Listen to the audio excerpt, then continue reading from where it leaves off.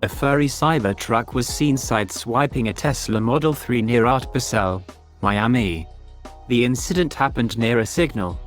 The Cybertruck driver was trying to force merge his way into a spot that wasn't big enough for his vehicle.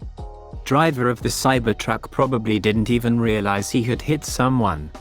The Model 3 owner reported damage to his car along with fur attached to the fender. Luckily it was a minor damage.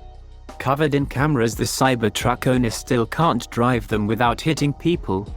Luckily the Model 3 caught everything on camera.